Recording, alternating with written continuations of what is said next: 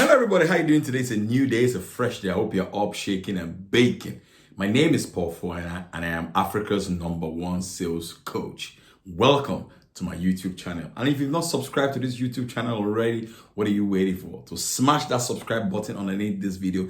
Let's go. So today I want to talk to you about how to close sales on the phone, especially when you are the one calling the clients. So here's what happened. The first thing you've got to do is, first of all, is that, hey, you have to establish the objective of why you are going to make that call in the first place. Why do you want to make that call? Do you want to book a sales appointment with that call? Or do you want to close a sale on that call? Now, it depends on the price ticket or the price point of your product. If it's a high ticket item, let's say like real estate, or you want to sell a car, 9 times out of 10, your first call is to book an appointment to either see the client in person or for another call. So what do? The first thing you want to do is, after you've established that objective, next you want to gather intelligence. There are 2 ways through which you can gather intelligence. You can gather intelligence prior to your meeting with the client, or you can gather intelligence when you are right in front of the client. Any of them can work for you. It depends on what rocks your boat. So how do you gather intelligence before you meet the client? Your best bet is Google. Here's a beautiful hack that you can use. Use the client's email address, put it up on Google and click search.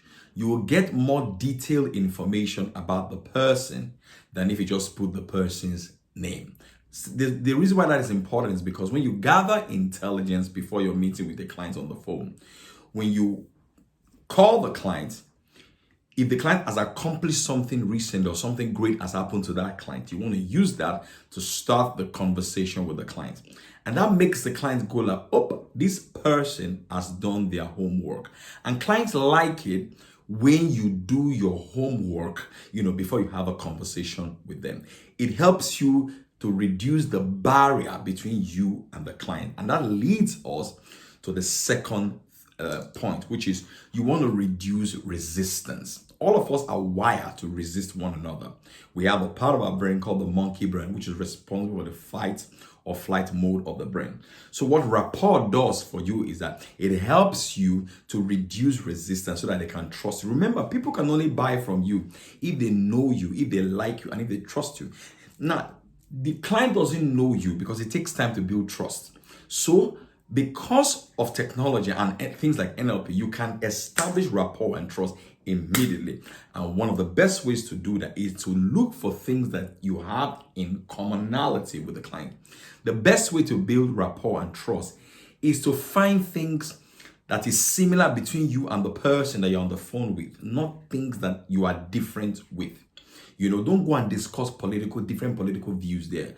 Don't go and discuss different religious views there. Find common ground and zero in on those common ground. That's one way through which you can build that. Next, you want to identify the need of the client.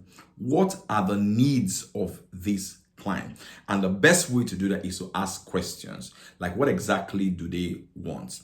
What is important to the client? You want to identify the buying values of the client.